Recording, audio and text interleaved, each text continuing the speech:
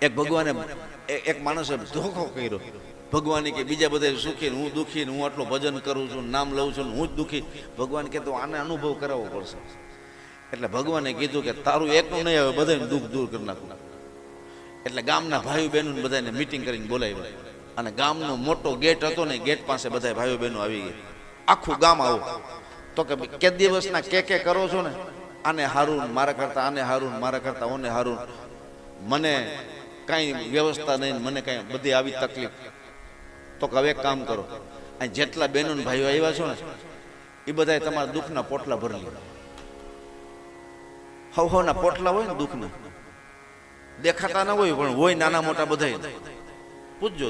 અને હું જોવાનું કાંઈ લેતો નથી, ભાગવત કથા કરું છું ને ફ્રી હોઉં ત્યારે ઘરે લક્ષ્મીનારાયણનું મંદિર છે અને મારે હિંડોળે બેસું જોવરાવા. દરરોજ હાઈના 8-10 જણા આવે, કોઈ પાસે કાંઈ લઉં નહીં.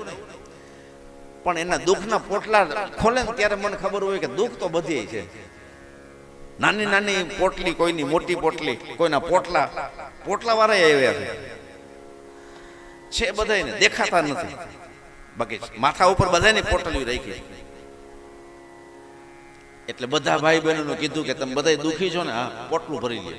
એટલે બધાએ પોટલું ભરી લીધું અને માથે મૂક્યું.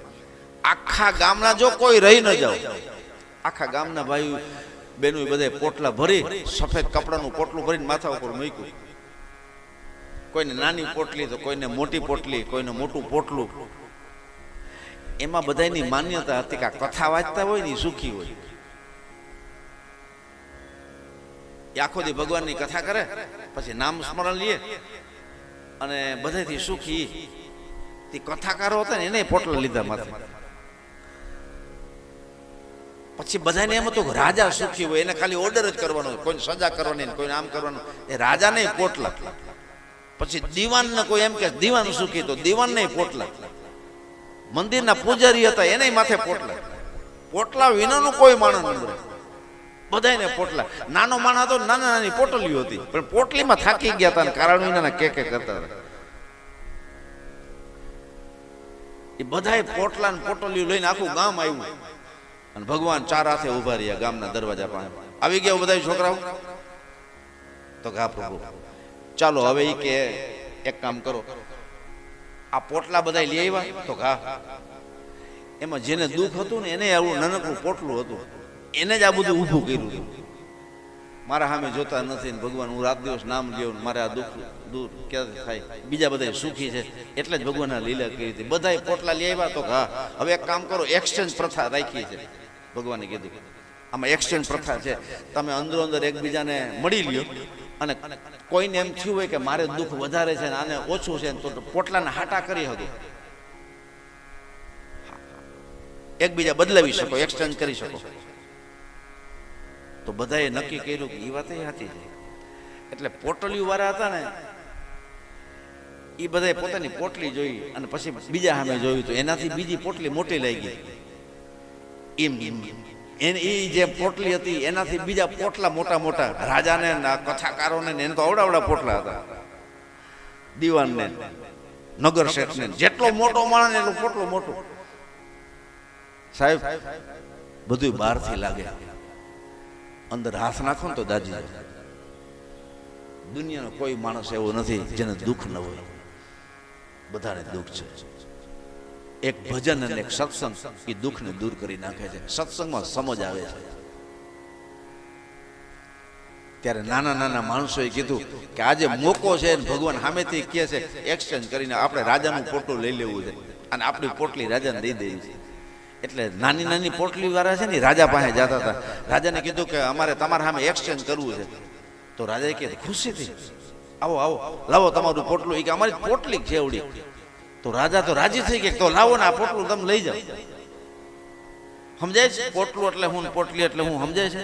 એ આપણા દુઃખ અને નાનું એવું ઘર, એક આપણી ઘરવાળી, એક આપણે માને બાપ, એકાદું સંતાન, અને રોજે રોજનું કરીને ખાઈ લઈએ અને ટાઈમે સુઈ જાય, બપોરે ખાઈ જાય, જમી લઈ અને આનંદથી બધો પરિવાર એ નાની પોટલી કહેવાય. અને મહિને 15-20 હજાર રૂપિયા કામી, એ પોટલી કહેવાય. આ લાખો રૂપિયાની રોજની આવક અને ઘરમાં ક્લેશ, મારા મારી, ક્યાંય શાંતિ જ નહીં, બપોરે નીંદર ના આવે ને રાત્રે નીંદર ના આવે, પોટલા કહેવાય. અમુક પ્લોટ કેટલાય લઈ લીધા છે, અમુક બંગલા કેટલાય લઈ લીધા છે, હજારો મણ હોના ઘરમાં રાખ્યા છે, હીરાન માનેક છે. આ પોટલા જીવવા ન દે કોઈને. માણસ અડધા ગાંડા થઈ જાય. ઘણા મારી પાસે બેહવા આવે તો માથા જ હલાવ્યા રાખે છે, જીવડા પડી જાય છે, જીવી ના જાય. એક્સચેન્જ પ્રથા છે તો રાજા ખુશી થયા. એટલે ભગવાને કીધું કે જો એક્સચેન્જ પ્રથા છે, કોઈને એકબીજાના પોટલા બદલાવ હોય તો બદલાવી શકજો, પણ બરાબર વિચાર કરીને બદલાવજો, પછી પાછા અદલી બદલી નહીં થઈ શકે. એટલે બધા પાછા અદો પડીને બેસી ગયા. પછી બધાને જ્ઞાન થયું કે આપણે અવડી અવડી પોટલીમાં થાકી ગયા છે અને ભાંભેડા નાખીએ છીએ, તો આપણે તો હામાં પોટલા જોઈએ છે મોટા.